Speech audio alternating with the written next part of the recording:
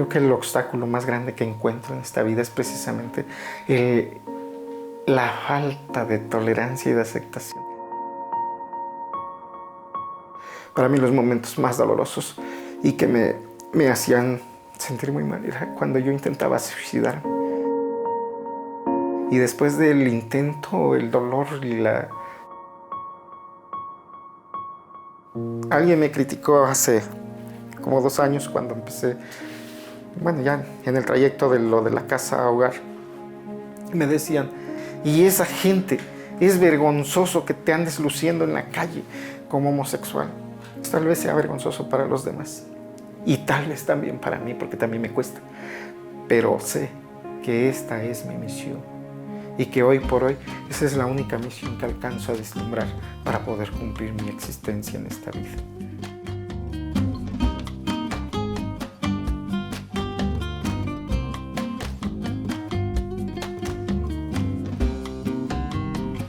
Puebla se ha destacado no solo por ser patrimonio cultural de la humanidad, sino por ser un estado incluyente, con el firme propósito de no dejar a nadie atrás, desde los niños hasta las personas con una orientación sexual diferente.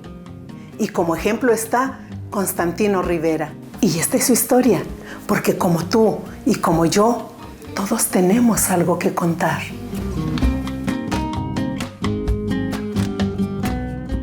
Me llamo Constantino Rivera, tengo 56 años y me dedico al activismo social.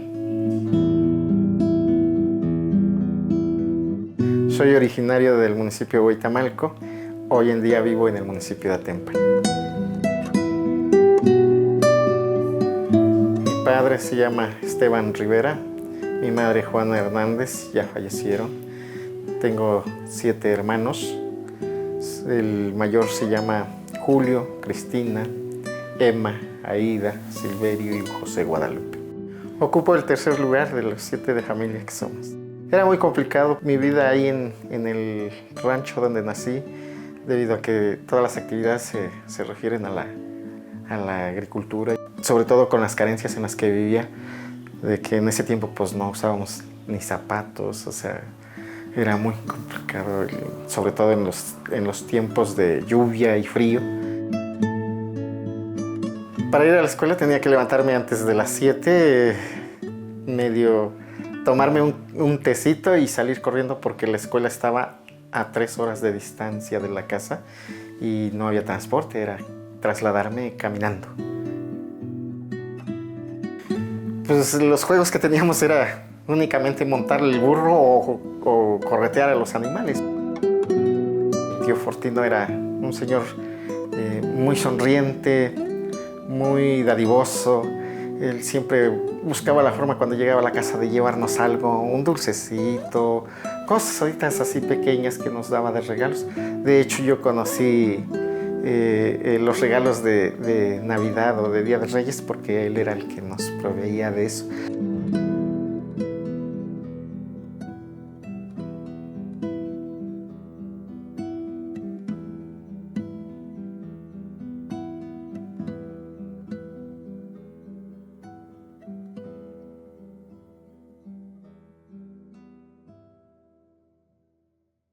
Lo más doloroso fue cuando uno de mis hermanos falleció. Precisamente por el clima en el que vivíamos, le dio neumonía. Yo tendría los 12 años cuando escuchaba mucho las pláticas tanto de los compañeros de escuela o de barrio como mi propia familia. Yo escuchaba a mi madre hablar de un señor que tenía un negocio en un pueblo y que decían que era homosexual y que ese señor que era algo malo, que era algo... Y se burlaban mucho, hablaban muy, muy mal del señor ese. Y entonces eso fue generando en mí un miedo a poder expresarlo y a llegar a vivir una situación de esas. Para mí fue un miedo tan fuerte porque empecé a detectar en mí algo diferente y entonces yo me asustaba mucho el pensar qué es lo que a mí me estaba pasando. Y para mí era un poco más difícil. Todavía había ese dolor de que había perdido a un hermano, que tenía muchas ilusiones de vivir, porque la convivencia que teníamos, él hablaba mucho de ser adulto, de crecer, de hacer muchas cosas de adultos, y finalmente murió. Eso sí fue muy doloroso y me costó mucho superarlo. Creo que al día de hoy todavía lo recuerdo. Y claro que llegué a pensar en que tal vez el que tendría que haber muerto era yo, que no tenía ningún proyecto para futuro como él los tenía o como él me los platicaba. Eso sí me llegó a generar la idea de que tenía que en algún momento, si es posible, suicidarme. Que la sensación que yo había sentido podría permitírmela yo mismo, a lo mejor hasta los 14 años, pero después ya no podría seguir existiendo porque no pertenecía a esta sociedad y sobre todo no pertenecía ni siquiera a mi misma familia. Porque ellos todos eran normales, el único que era diferente o pensaba y sentía diferente era yo.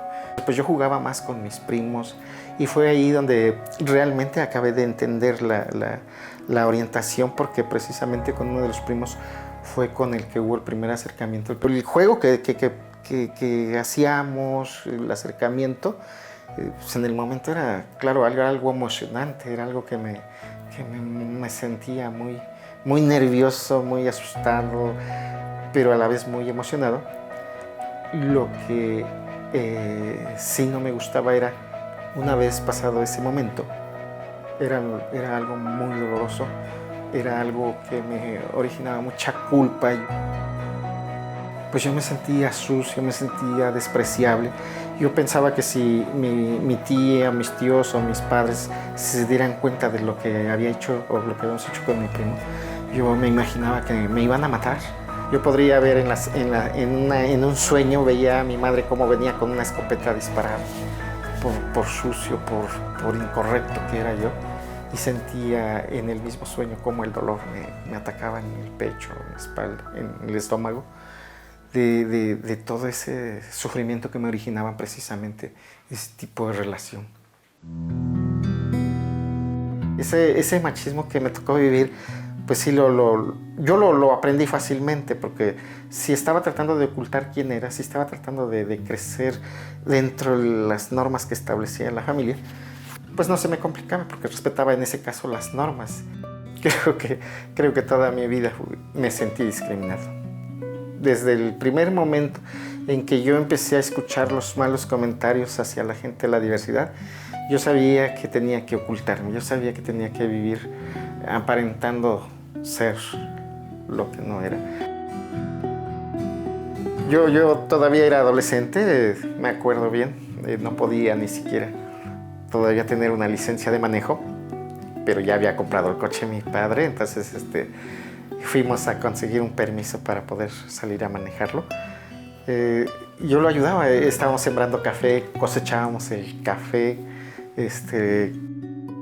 y dice, nos vamos a ir a la playa. Y yo ya había aprendido un poco a manejar y pues dice, te toca manejar. Claro que para mí fue el día más importante. Entonces, esos momentos sí son muy emotivos, o sea, esos momentos tal vez son los que me hacían sufrir cuando yo me fui de la casa, porque pues sí recordaba esos momentos y yo veía que mi padre tenía la ilusión de que un día íbamos a sacar mucho más producción del campo y que íbamos a cambiar el cochecito por una camioneta, y él tenía sus proyectos también en conjunto con mi existencia, pero yo ya no pertenecía a esa familia.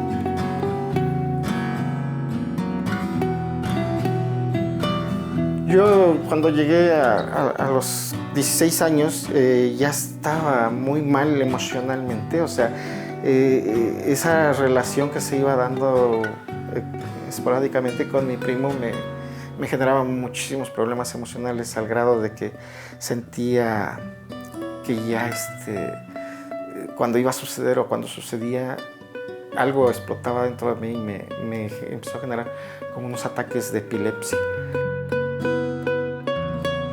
Así que tomé la decisión de irme, porque dije, tengo que alejarme de esta situación.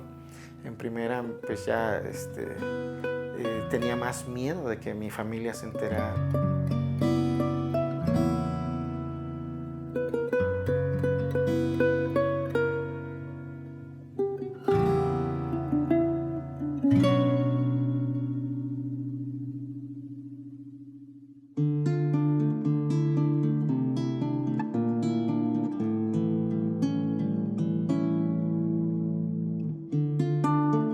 sí ya tenía la idea de llegar a la Ciudad de México pensando en que era más fácil desaparecer ahí, ya sea olvidarme de la familia o morir por ahí en una calle. Me acuerdo que las primeras 2 noches pues las dormí en la terminal. A la siguiente pues me fui caminando a la central que es la Merced, y ahí llegué a ayudar a un señor que tenía una bodega de plátanos, a acomodar, a barrer, y ahí estuve viviendo. Después de ese año busqué a uno de mis hermanos que ya estaban en la ciudad. Yo después de que llegué con mi hermano me dice, vamos a trabajar, y él tenía un negocio, pues ya estuve trabajando con ellos. Me invitaron a trabajar en un taller mecánico y fui a trabajar ahí como ayudante. En el trayecto del año que estuve viviendo en la calle, yo intenté la segunda vez suicidarme. Ahí pasé el momento ese difícil cuando me lancé a las vías del tren. Me rescataron de forma inmediata. Entonces entendí que no podía morir cuando yo quisiera y que entonces tendría que hacer algo, o sea, buscar qué es lo que voy a hacer en mi vida. Y fue precisamente cuando empecé a acercarme a gente que yo identificaba, que era de la diversidad sexual, y pues a escucharlos. Y ya hubo por ahí unos amigos que me invitaron y me dijeron, mira, ven, es más, hay un grupo donde nos reunimos, hacemos plática y terapia. Y yo empecé a acudir a esos pequeños grupos. En ese entonces me acuerdo, la diversidad en México todavía estaba muy difícil de que se lograra unificar. La diversidad sexual se manejaba a través de pequeños grupos en estéticas, y que una estética era enemiga de la otra, si se veían se mataban.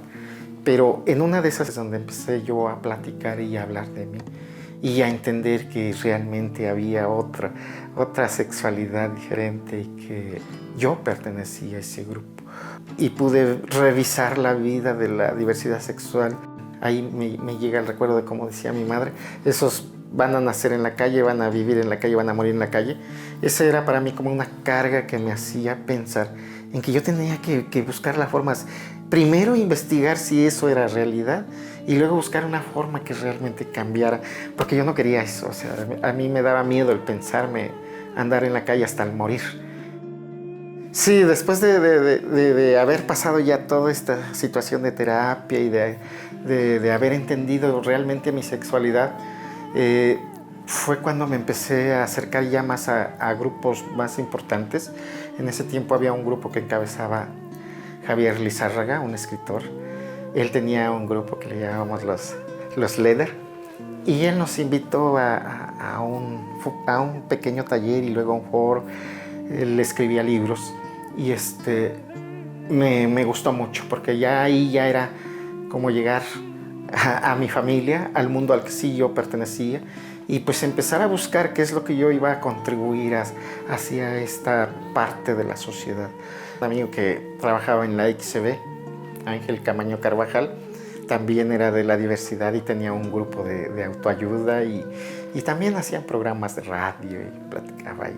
Entonces, toda esa participación que tuve en esos grupos, un día me permitió estar en la primera organización nacional que se llamaba Unigay y que nos reuníamos en el Parque Hundido.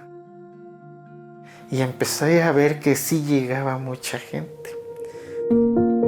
Me tocó ver una vez a un abuelito que llegó y estuvo como 3 domingos parado como a 100 metros del grupo y nada más nos veía. Hasta que un día yo decidí ir a saludarlo y le dije, lo invito a pasar a sentarse acá con nosotros, a tomar refresco. Y me decía él, si esto hubiera habido hace 70 años, yo hoy podría estar gozando de estos últimos días de mi vida.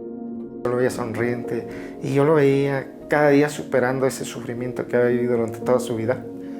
A mí me empezó a doler en el sentido de la gente que está en provincia. Yo recuerdo mi infancia, mi adolescencia en mi pueblo y me duele. Y me duele porque sé que no fui yo solo el que nació así. Hubo cientos de niños o de personas que nacieron así y que tal vez a esta edad todavía no se dan cuenta que tienen la oportunidad de disfrutar y de ser felices con lo que son. Eso me obligó a que un día dijera, tengo que regresar a mi pueblo a buscar cómo voy a ayudar a esa gente. Eso es lo que me ha motivado a mantenerme en los grupos de actividad social para poder luchar por esa gente que está ahí. Mientras yo tomaba la terapia y me empezaba a involucrar en los grupos de actividad, empecé a estudiar la primaria. Me acerqué a una escuela abierta, terminé la primaria, terminé la secundaria. Mi certificado de preparatoria se quedó pendiente. En ese momento me empecé a involucrar en la política porque dije, yo tengo que conocer la política para poder seguir luchando por estos derechos que nadie reconoce. Cuando me empiezo a participar en la actividad de los grupos de la diversidad, me doy cuenta que sí no puedo tener un patrón que me ponga horas para trabajar o para la hora de salida, aunque aprovechaba todos los momentos oportunos. También vi la oportunidad en poner un negocio precisamente. A mí me tocó abrir mi changarrito de frutas y verduras y luego ampliamos por ahí, pusimos una taquería y luego pues ya no era yo solito, ya tenía yo 2 o 3 empleados. Y pues trabajábamos prácticamente las 24 horas porque en la mañana atendíamos las verduras y frutas y por las tardes los tacos hasta la 1 de la mañana. Y en las mañanas temprano pues abrimos además un local así enfrente para las tortas. Siempre estuvimos en actividad trabajando. Yo lo hacía en primera porque fue cuando también tomé la decisión de que ya tenía yo que ir pensando en que sí tenía un futuro. Porque antes de eso había pensado, ¿y yo para qué trabajo? ¿Y yo para qué voy a ganar dinero o comprar bienes si al final de cuentas no existo y mi vida no tiene sentido que exista? Así que un aspirante a difunto, pues yo sentía, no tiene derecho no tiene ni derecho ni obligación de hacer un patrimonio. Fue hasta después de que tuve ese apoyo de terapia, gracias a los grupos de terapia que me apoyaron mucho, y uno de esos grupos, no sé si lo pueda mencionar, 24 horas, fue el que me levantó.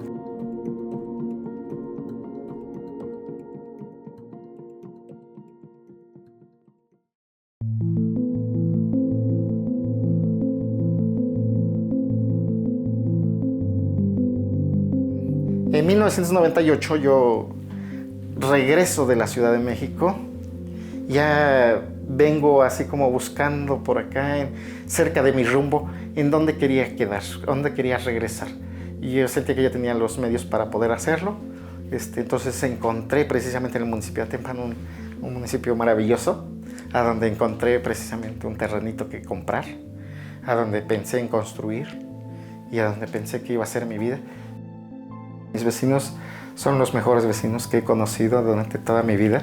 En esa población, hoy todos son mis amigos. Yo conseguí un empleo en el municipio, ahí en el propio ayuntamiento me ofrecieron un empleo y empecé a trabajar ahí. Eso ha sido gracias a que la vida y todos aquellos sufrimientos que en algún momento pasé me enseñaron precisamente a ser persona social y a poder tolerar en algún momento, pues sí, algunos malos comentarios por ahí que se vierten, pero que ni siquiera son directos. Teniendo ya el espacio, pues igual dije, puede que encuentre una pareja para que quiera estar o compartir su vida conmigo aquí en este pueblo, en este paraíso. Por ahí me encontré de repente una revista. Y en esa revista que existía en esos años, que precisamente se estaba editando en el Distrito Federal y se distribuía por acá en ciertas tienditas. Y la empiezo a hojear y ahí en un texto decía, soy Gilberto, estudiante de pedagogía y así. Y dice, y si gustas conocerme, escríbeme, porque no había celulares. El primer día que salimos, me dice, tú te vas en aquella banqueta y yo me voy en esta banqueta para llegar al lugar que vamos. Y caminábamos en distancia para que no lo fueran a ver conmigo. Entonces esa situación pues de repente me hacía sentir mal, aunque yo lo entendía porque al final de cuentas pues digo, ¿en qué pueblo estoy, no? A partir de ahí él dijo, pero es que sí, quiero compartir la vida contigo. Entonces, bueno, pues si estás de acuerdo, sí, si no, pues no hay problema. Como amigos, nos echamos una cerveza y ya vamos cada quien por su rumbo. En el 1999 nos juntamos. Después de que fallece mi padre, yo empecé a pensar en ese momento para mí. Todos los casos duelen, pero el que tengo presente es precisamente el del muchachito que a sus 14 años su mamá y su papá lo echaron de la casa a golpes debido a su orientación sexual, y decide decirle a su familia. Era la cena de Navidad. Tomaron lo que tenía en la mano y en ese momento quedó expulsado de la familia. Me duele porque yo recuerdo que si en mi adolescencia hubiese encontrado una casa así, hubiese sabido de mí, de lo que ahora estoy haciendo, cuando yo tenía 14 años, me hubiera evitado mucho sufrimiento y hubiese llegado al lugar adecuado donde hubiera podido desarrollarme. Bueno, solo me puse en los zapatos de los otros, y yo lo que quiero es que se entienda que la casa hogar no es un albergue de paso, no es algo así como que, ven y te doy de comer un día y ya vete, sino que sea el inicio de una formación de una familia. Esta es la casa hogar que quiero ofrecerle a toda la gente de la comunidad que tenga la necesidad precisamente de una familia. La casa hogar Atempan. El trabajo que yo estoy realizando con la casa hogar, con la actividad, yo creo que es una bendición para mí. A mí me gustaría por lo menos terminar mi existencia en una casa a donde conviva con la gente que haya convivido, a la que le llamo mi familia, esa familia que no tuvimos biológicamente. Creo que mi logro personal es estar vivo y haber vivido mi vida feliz. Desde hace 23 años he estado viviendo felizmente. He estado haciendo lo que realmente quiero hacer y quiero compartir eso con los que siguen. Y puedo ver que el éxito radica precisamente en el grado de felicidad que hemos encontrado en la vida. Lo que hace especial a Constantino es que al enfrentar su miedo de ser diferente, tuvo la osadía de huir de su pueblo, pero sobre todo, el decidir hacer ese apoyo para aquellos que, como él, se sientan tan desprotegidos. Me siento realizado cuando veo las noticias y ya se lograron ciertas reformas que van a ayudar. Tenemos que ser fuertes, perseverantes. Me gustaría que me recordaran como alguien que fue persistente, que tuvo la osadía de enfrentar situaciones que para la sociedad no estaban permitidas.